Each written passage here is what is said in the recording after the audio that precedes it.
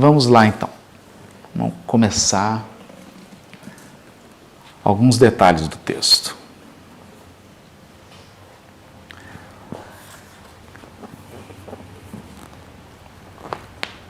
Vamos lá.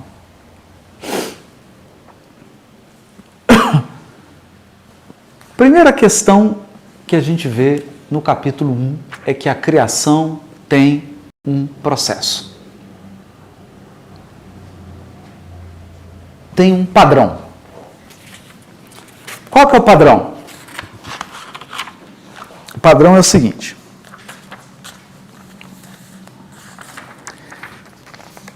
Primeiramente, existe um anúncio. Depois nós temos uma ordem.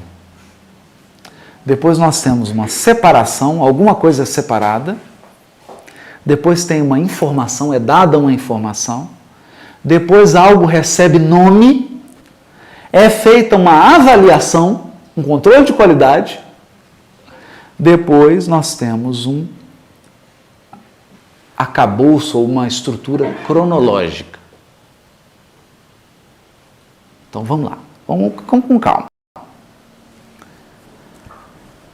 Toda vez que Deus vai criar algo, começa com um anúncio e disse Deus. E disse Deus.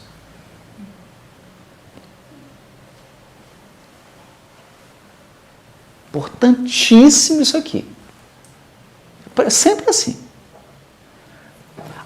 Isso é tão forte que a tradição dizia: o mundo foi criado pela palavra de Deus. Por quê? Porque a criação, tudo que é criado começa. E disse Deus: haja luminária, não é? E disse Deus: haja luz. E houve luz. E disse Deus: haja firmamento no meio das águas. Disse também Deus: ajunte-se as águas debaixo dos céus. E disse: produza a terra, relva, árvore, que dê semente.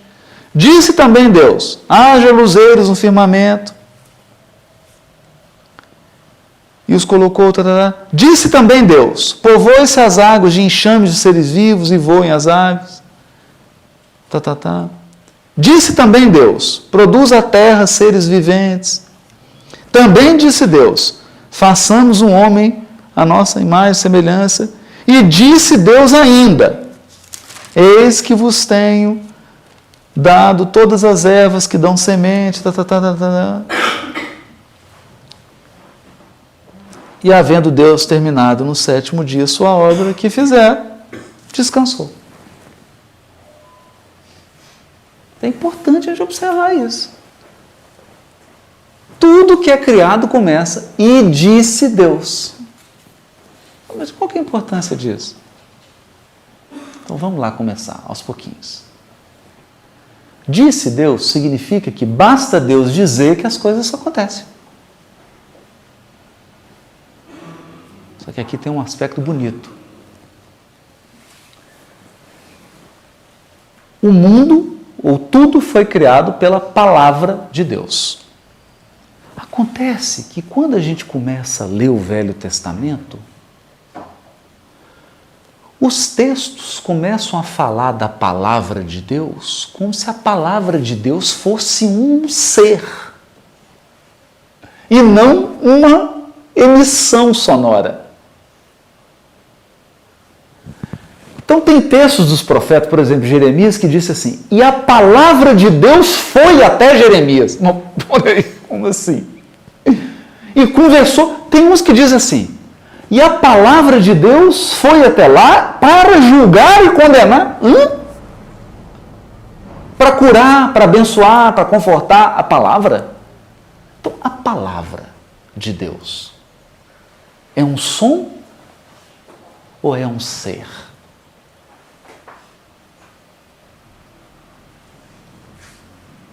Olha.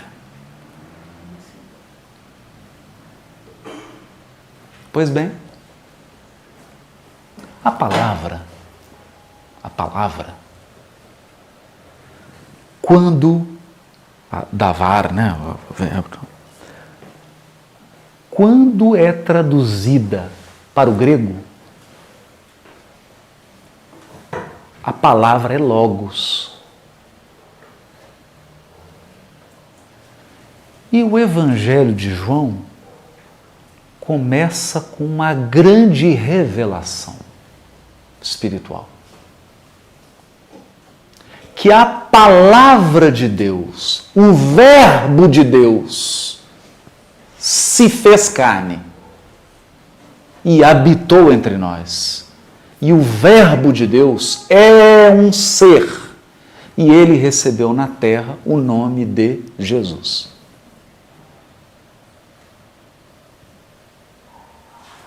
Olha só.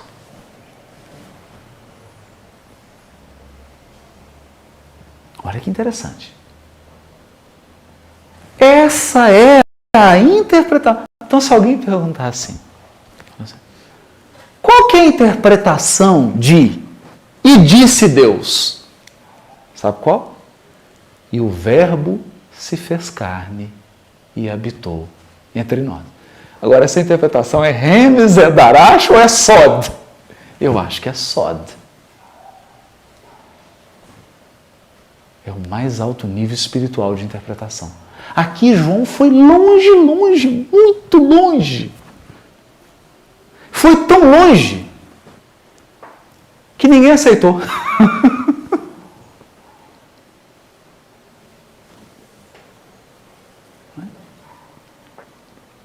E aí, quando a gente volta para o Evolução em Dois Mundos,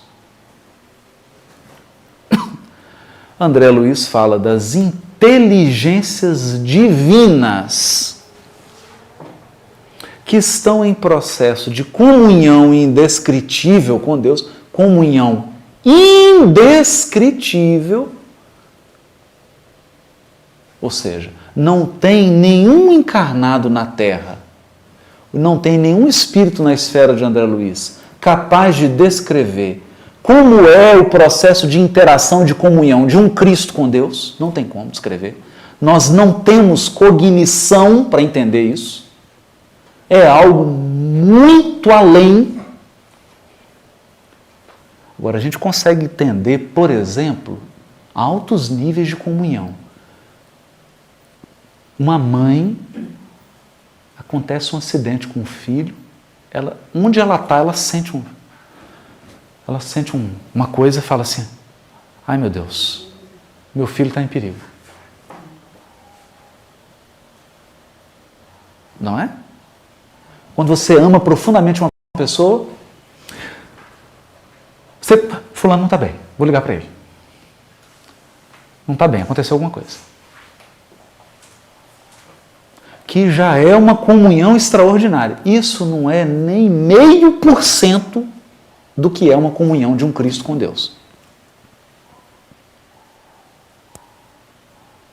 Olha só. E o André Luiz diz mais.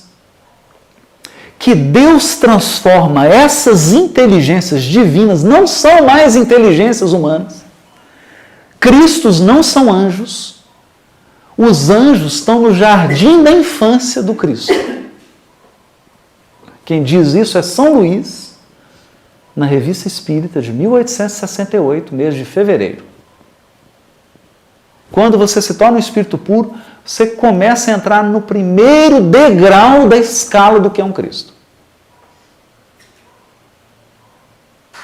Então imagino que você fica ainda como bilhões de anos como um espírito puro para chegar no nível de um Cristo.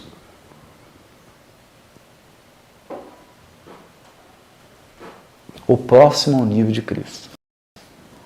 De um Cristo. Que são inteligências divinas.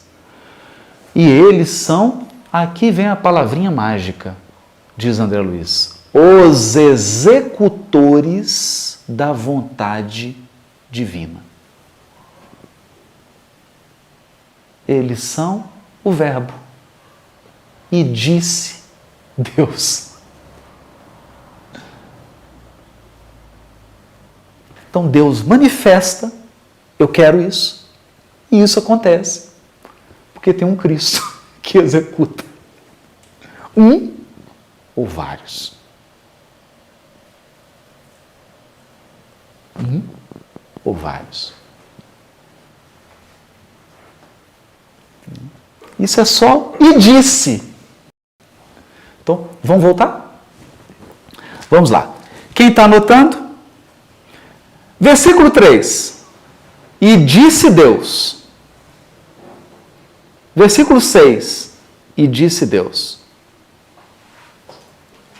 Versículo 11. E disse. Versículo 14. Disse também Deus. Versículo 20. Disse também Deus. Versículo 24. Disse também Deus.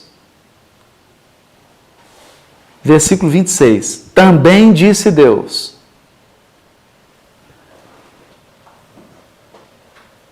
Versículo 29. E disse Deus ainda.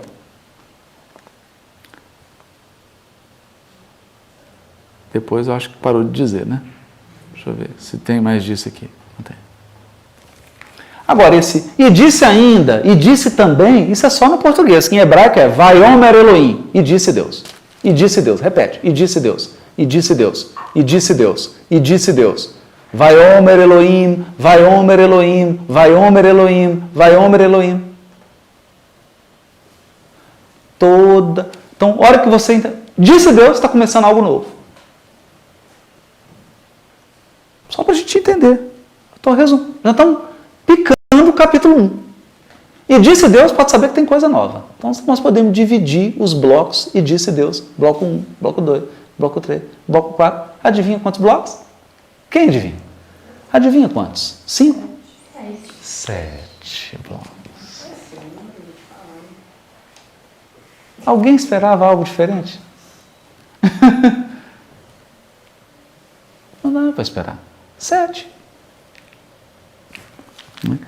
Por isso, o Bruce Waltke, nesse trabalho, que do ponto de vista interpretativo, o Remes dele não é tão bom.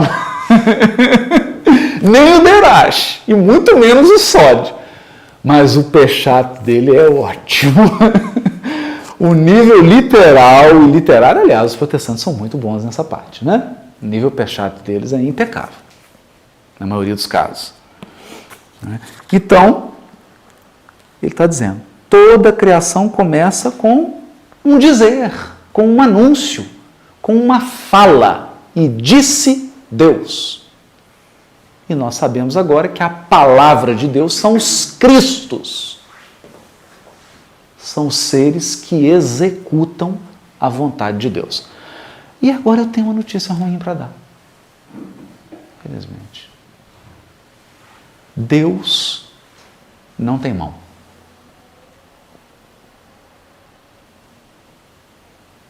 Não tem boca. Não tem dente. Não tem estômago. Nem pulmão. Vou resumir. Deus é incorpóreo.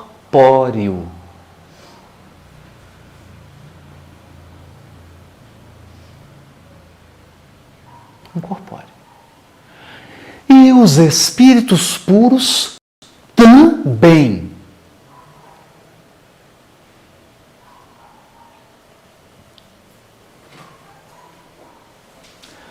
Então, Kardec escreve assim: o pensamento e a vontade são para os espíritos o que os braços e as mãos são para os homens.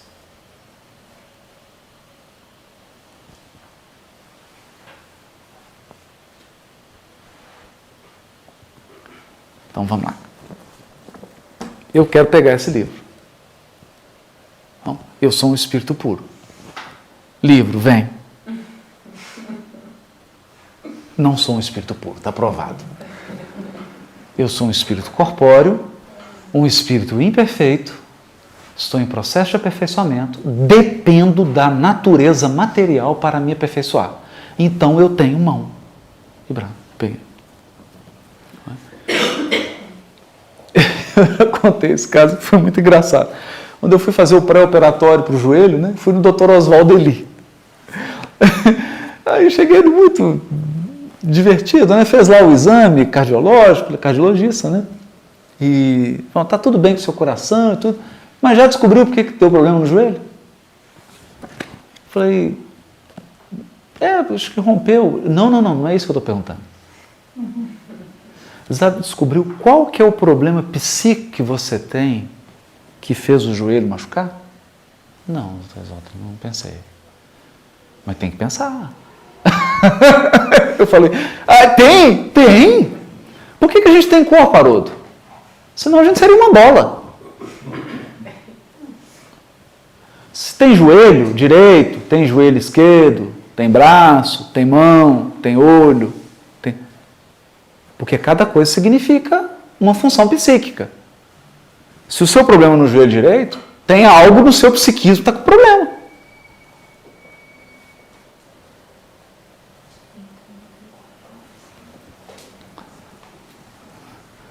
Eu falei, eu não sei não. Não sei.